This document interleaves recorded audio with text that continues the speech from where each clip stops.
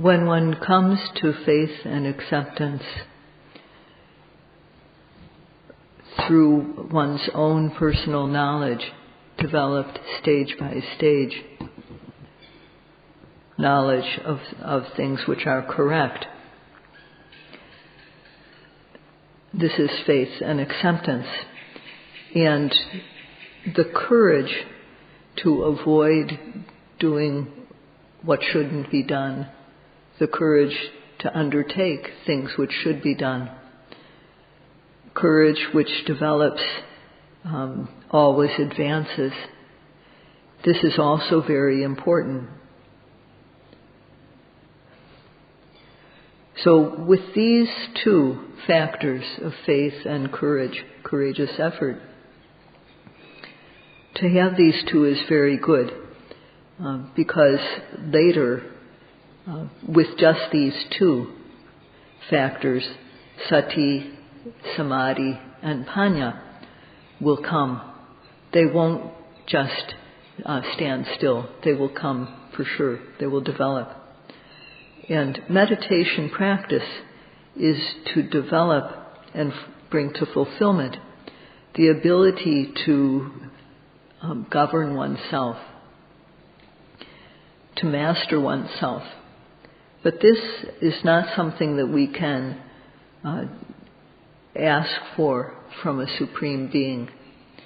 And this is not something that one can get through an incorrect method. One has to understand and have faith in things which are related as cause and effect, and have a really keen desire or chanda to learn how to master oneself. This type of person can develop the practice, can develop the controlling faculties. If one just works haphazardly and half-heartedly, that won't be enough. If one has come to see directly how mind and matter, which are related as cause and effect, arise and then pass away very quickly in a fleeting manner, then simply continue to practice, because special Dhamma will develop for sure. For this special Dhamma to occur, one needs to practice respectfully and continuously, constantly. With these two, with respect and with continual effort, the special Dhamma will come to be.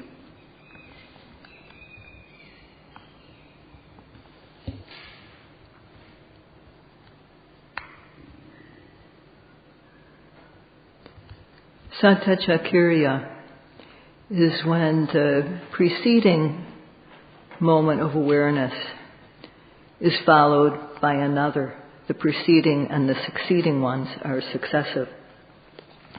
And this is because of ardent effort.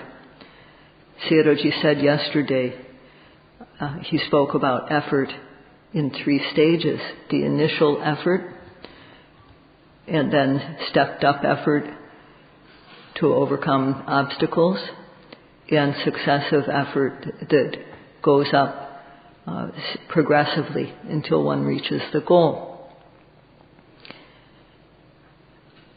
One needs to have this effort and to develop it stage by stage. And this is called arata virya, developed effort. One relies on a good spiritual friend, and then under their guidance develops the 3 stages of effort. So when they are developed, this is called arada. So one who, arada viryo, is one who possesses this courageous effort that has been developed. And it is said, arada viryo bhikkhave, sukhan, sukhan viharati, dwells happily. The one who possesses this courageous effort that has been developed.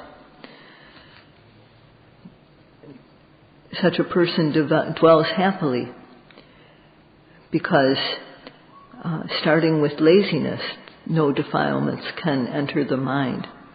The mind is clean and free of fault. This being free of fault is called anavajja. And to the extent that the mind is free of fault, then there's sukha vipaka, a pleasant, happy result. So this person dwells happily because it is said, paviveto akusalehi dhamehi. This, because one dwells free of the low and base akusala dhammas. So papa kehi. Papa means lobha, dosa, and moha, greed, hatred, and delusion, both on a refined level, on an obvious level, and on a gross and out of control level. Whatever grade of kilesas they are low and base. Feces is feces, and no matter whether there's only a little bit of it or a lot of it, it smells. And this, what is called papa, these qualities of lobha, dosa, and moha, these are low also, no matter how much there is of them. What is this papa is also akusala dhamma. Akusala is the opposite of kusala, the opposite of what is wholesome. So it is low and base. And it is said that the one who has developed the 3 stages of effort is free of this paviveto. They dwell separately from these.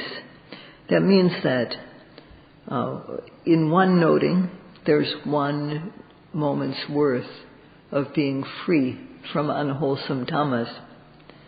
And although 1 observation, 1 moment of noting the object does not have much energy, when 1 clean moment follows another and another, when these moments become continuous, then amazing energy develops.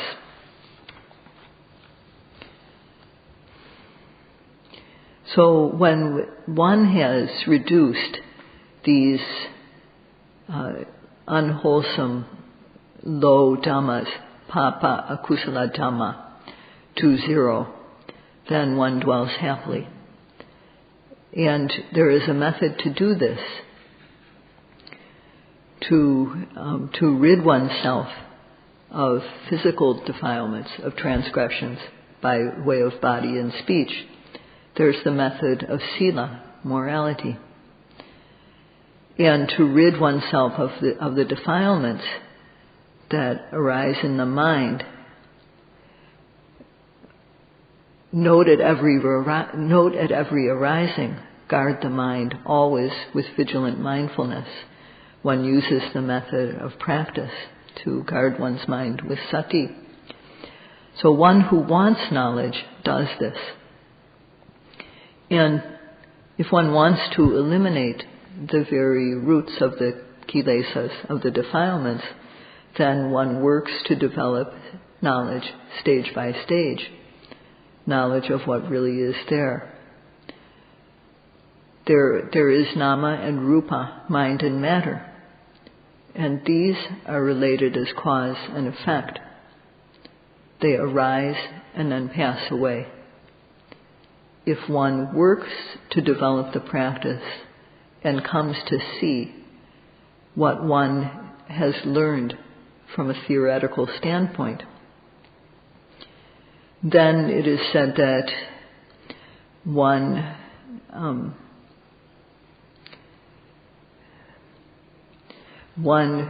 fulfills, how should I say, one fulfills one's own benefit. One does one brings to fulfillment what is beneficial for oneself.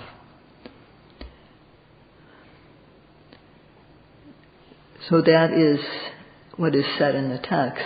And when one does this, when one develops knowledge stage through stage, to bring about full benefit, then one will have the upper hand over all the kilesas, over the mental defilements, the transgressive defilements, the obsessive ones that arise in the mind, and the dormant ones that are latent. And for those who practice, who develop the practice, this passage that Sayadaw just mentioned describes their experience. So to bring about these benefits, no instruments are used. Knowing the correct method, one needs to have faith in it and the desire to gain the results. This needs to be there at the outset. When one practices, one needs to apply ardent effort and accurate aim every second of the time to observe the arising object. And if one does this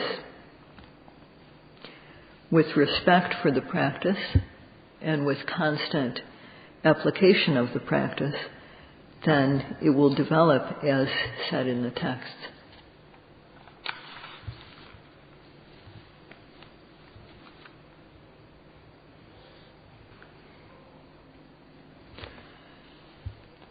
Vipassana knowledge, if one reaches the point where one can see how mind and matter, which are related as cause and effect, arise and then pass away, then one's situation is very good. There's a method to develop this ability to see how mind and matter arise and pass away. And this is to observe moment by moment without any gap in between. So this method of making our observation constant, the method is virya, or these 3 stages of effort that Sayadaw mentioned yesterday. The initial effort to start the practice, the stepped up effort that is needed to overcome the obstacles and difficulties, and then the progressive effort that continues to advance until one reaches the goal. This is virya, these 3 levels. And if these 3 levels are completed, then one will see how mind and matter arise and then pass away in a very fleeting way, a very fast way. And one will understand the meaning of the word Vipassana. The yogi's task is to observe, to note at every arising. Always guard the mind with vigilant mindfulness. If one doesn't observe, if one doesn't note, then kilesas have the potential to arise. But with observation, the mind is kept clean. These kilesas don't have the chance to arise. The mind is kept clean when one observes. And when one takes a break, when there are gaps in the observation, then defilements can enter into the mind in those gaps. So the yogi should understand, should think to his or herself, my job is, no matter what situation I'm in, no matter whether sitting, standing, lying down, walking, due to some reason or another, bending or stretching, my job is to apply effort and accurate aim to observe the object.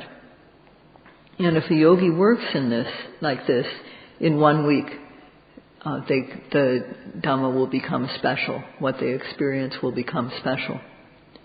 In 2 weeks, this is sure to happen. And in 3 weeks, one can certainly develop Vipassana knowledge to completion. But, so Sayadaw guarantees this. However, the yogis have full responsibility to work respectfully and constantly at the practice. And if they do, then Sayadaw can guarantee that this will happen.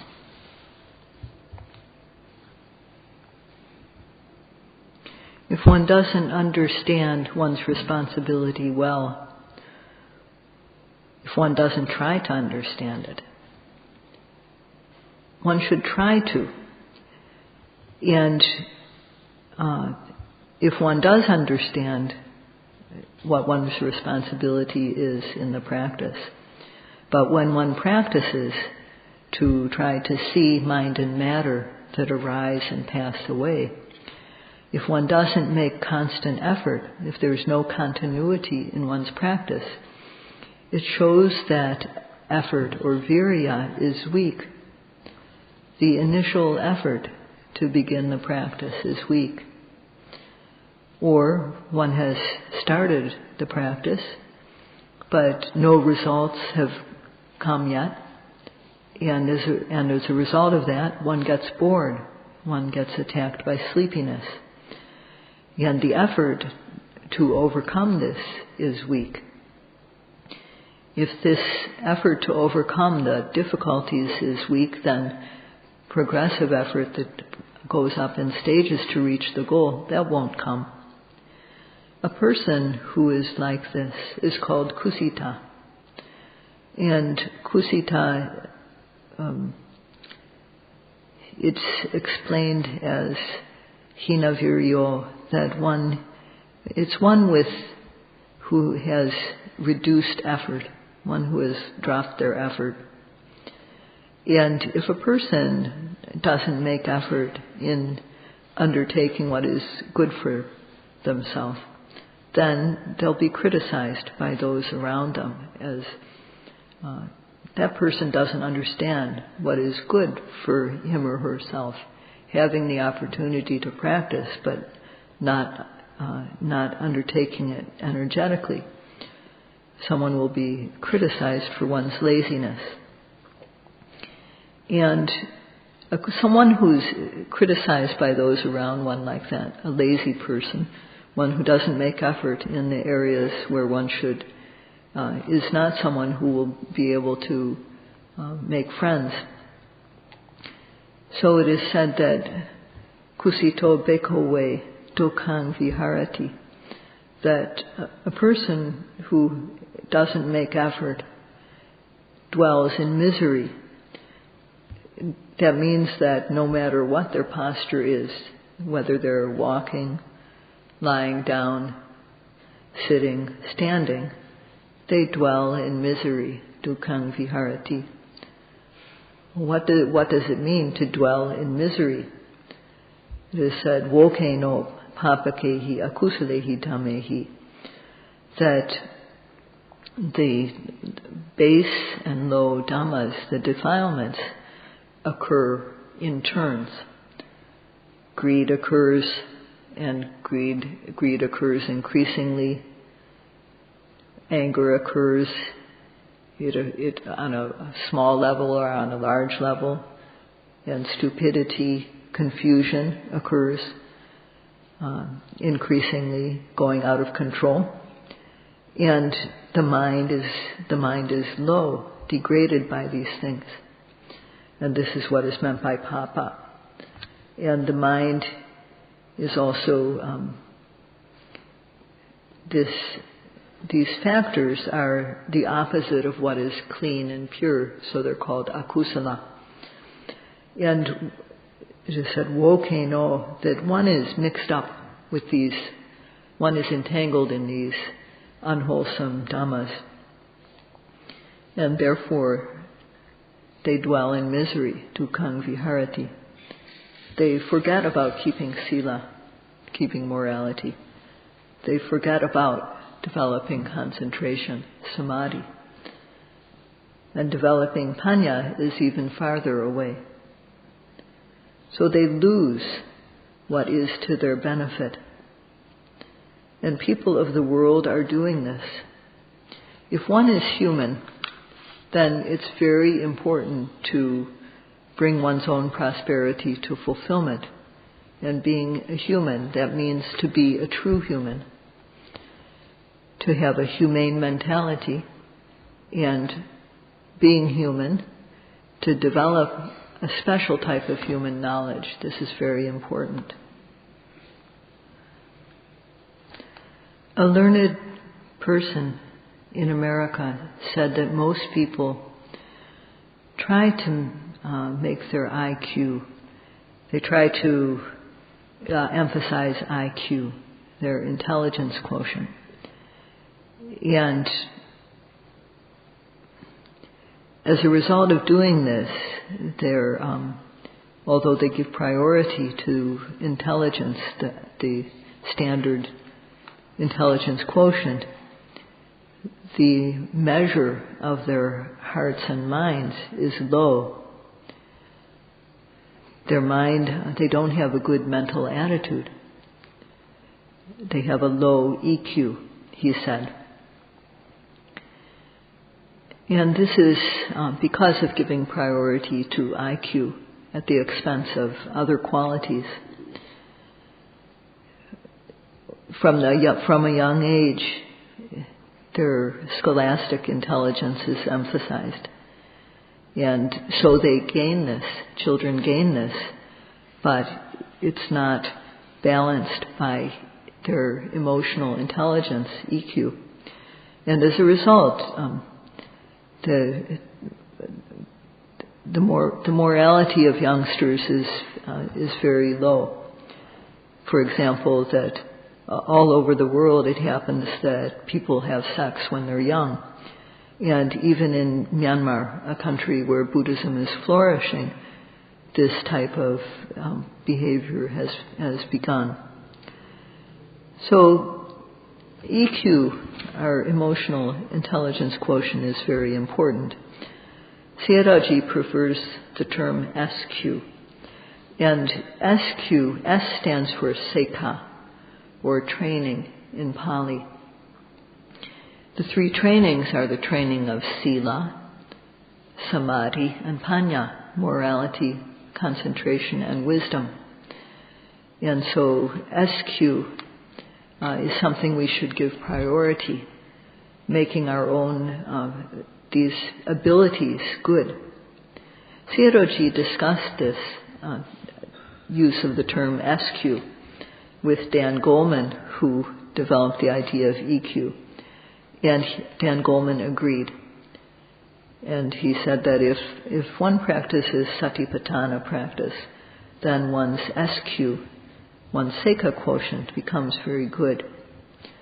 So when one keeps at least the 5 precepts, then one's physical and verbal behavior are clean and pure. When our noting, our moments of observation are continuous, when we've overcome laziness, then the yogi becomes very interested in the practice. And when it comes to discern mind and matter, nama and rupa, the yogi feels even more interested.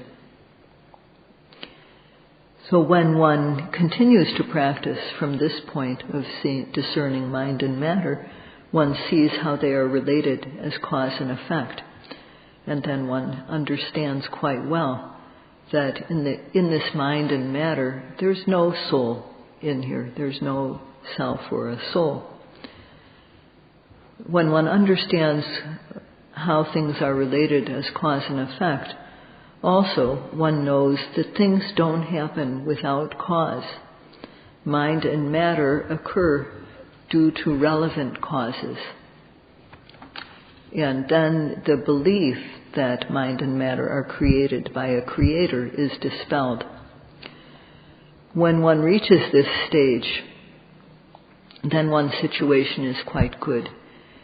And it's possible to reach this stage in 1 week with respectful and continual practice. So one has to have an initial foundation of virya. One has to have the initial effort. And then when one meets up with difficulties, one has to increase one's effort. And then, going forward, one will come to see cause and effect within a few days. From here, when one continues to practice, one will come to see how mind and matter, which are related as cause and effect, arise and pass away quickly. So then one will understand very well. And this is where Vipassana knowledge starts. So when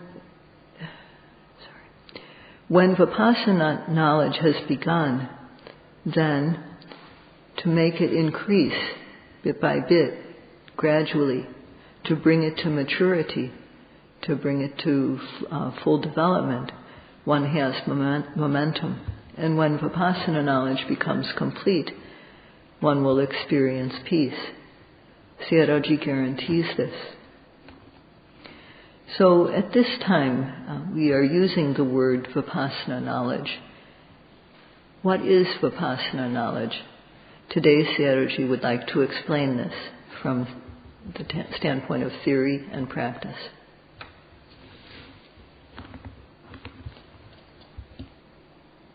The Buddha said that the mind and matter, nama and rupa, that are in our being,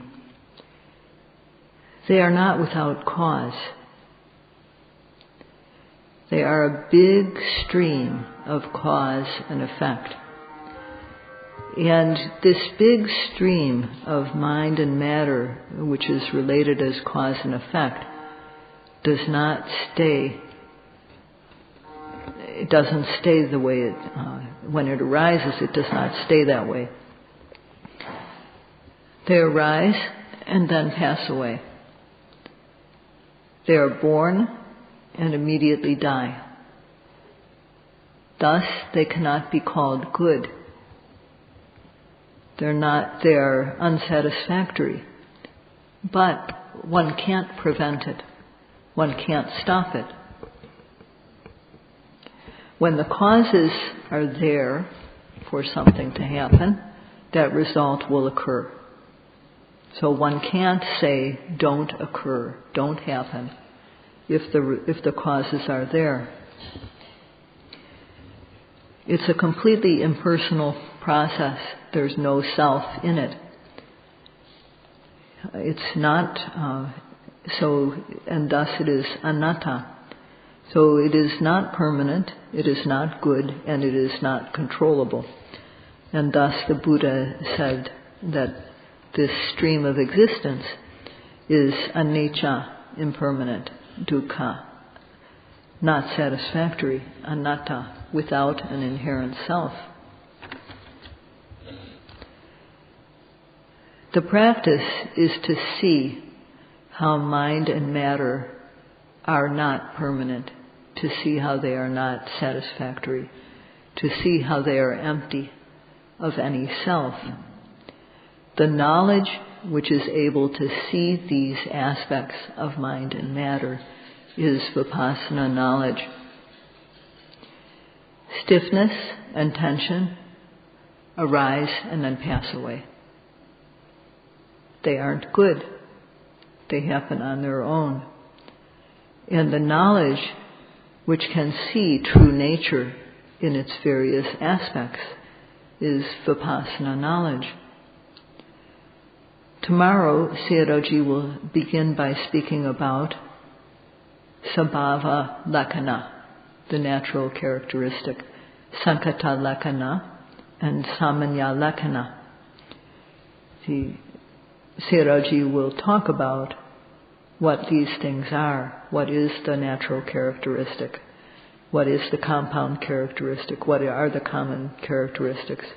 And he will describe these combining what the yogis experience with what is in the text. But there isn't enough time to go into this today, so he will speak about it tomorrow. That's all for today.